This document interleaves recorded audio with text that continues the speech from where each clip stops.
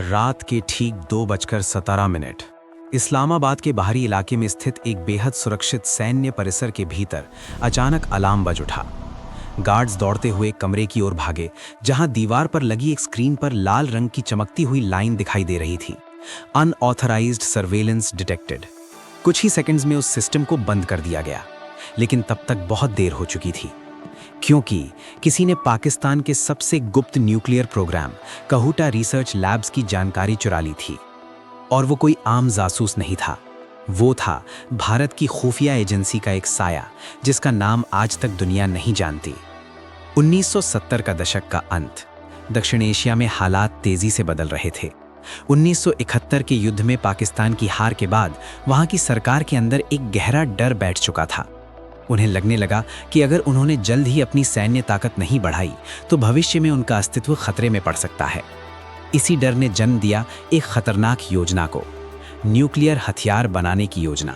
पाकिस्तान के तत्कालीन प्रधानमंत्री जुल्फिकार अली भुट्टो ने कहा था, हम घास खाएंगे, भूखे रहेंगे, लेकिन अपना परमाणु बम जरूर बनाएंगे। यहीं से शुरू हुआ पाकिस्तान का गुप्त न्यूक्लियर प्रोग्राम। इस प्रोग्राम का केंद्र था कहूटा, इस्लामाबाद से करीब 24 किलोमीटर दूर एक छोटा सा शहर, लेकिन उसके अंदर छुपा था दुनिया का सबसे खतरनाक रहस्य। यहाँ ऐसी तकनीक विकसित की जा रही थी जिससे यूरेनियम को इतना शुद्ध किया जा सके कि उससे परमाणु बम बनाया जा सके। इस मिशन का नेतृत्व कर रहे थे डॉक्टर AQ खान। उन्होंने यूरोप में काम करते हुए वो तकनीक हासिल की थी जो परमाणु हथियार बनाने के लिए बेहद ज़रूरी थी। जब वो पाकिस्तान लौटे तो उन्होंने एक ऐसा नेटवर्क तैयार किया जो दुनिया की नज़रों से छुपा हुआ था। लेकिन दुनिया की नज़रों से छुपा हुआ हर राज भारत की नज़रों से नहीं बच सकता था।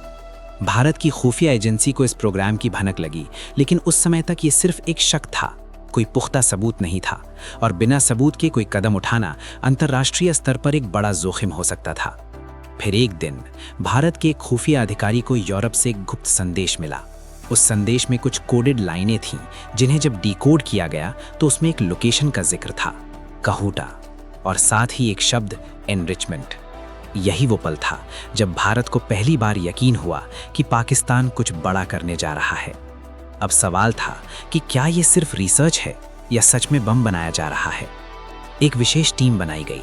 इस टीम का काम था कहूटा के अंदर क्या हो रहा है इसकी पूरी जानकारी जुटाना।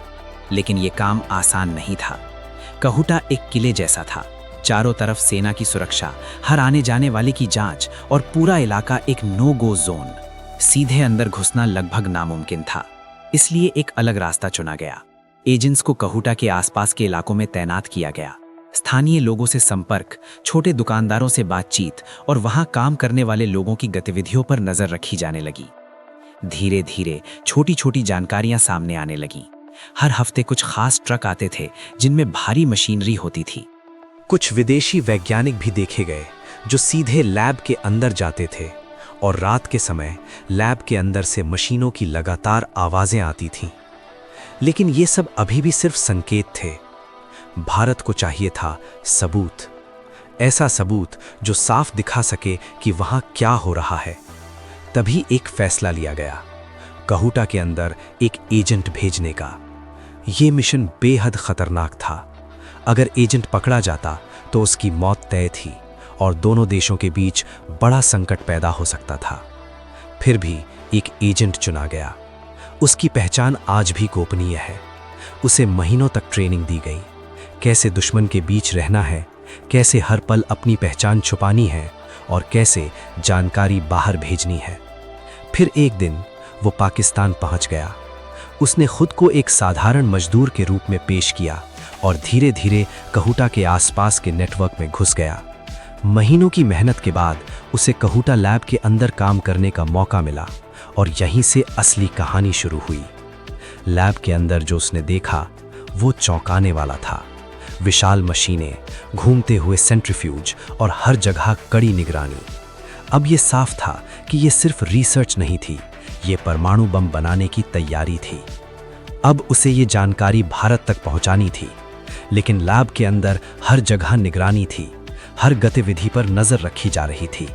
फिर भी उसने एक तरीका निकाला। वो छोटे छोटे कागजों पर कोड में जानकारी लिखता और उन्हें अपने कपड़ों में छुपा लेता। फिर बाहर जाकर एक स्थानीय संपर्क के जरिए वो जानकारी भेज दी जाती। धीरे धीरे पूरी तस्वीर सामने आने लगी। ये साफ हो गया कि पाकिस्तान तेजी से अपने न्यूक्लियर प्रोग्राम को आगे बढ़ा रहा है। ये जानकारी भारत के शीर्ष स्तर तक पहुंची। अब सवाल था, क्या इस प्रोग्राम को रोका जाए? कुछ लोगों का मानना था कि कहूटा पर सीधा हमला कर देना चाहिए, लेकिन ये फैसला आसान नहीं था, क्योंकि ऐसा करने से एक खुली जंग शुरू हो सकती थी। इसलिए एक अलग रास्ता चुना गया, नजर रखना और इंतजार करना। नेटवर्क को और मजबूत किया गया, हर गतिविधि पर नजर रखी जाने लगी। इसी दौरान एक और जानकारी सामने आई। पाकिस्तान इस तकनीक को दूसरे देशों तक पहुंचाने की कोशिश कर रहा था। ये एक बड़ा वैश्विक खतरा बन सकता था। ये जानकारी अंतर्राष्ट्रीय स्तर पर साझा की गई। धीरे धीरे दुनिया की नजरें कहूटा पर टिकने लगीं। ये सिर्फ एक जासूसी ऑपरेशन नहीं था, ये एक चेतावनी थी, एक संदेश कि हर खतरे पर नजर रखी जा रही है। आज कहूटा मौजूद है, पाकिस्तान एक न्यूक्लियर ताकत बन चुका है। लेकिन उस समय अगर ये जानकारी समय पर सामने नहीं आती तो शायद हालात कुछ और होते, क्योंकि कुछ जंगें मैदान में नहीं लड़ी जाती, कुछ जंगें खामोशी में लड़ी जाती हैं, जहां कोई नाम नहीं होता, कोई पहचान नहीं होती, बस कुछ लोग होते हैं जो अपनी जान जोखिम में डालकर देश को सुरक्षित रखते हैं।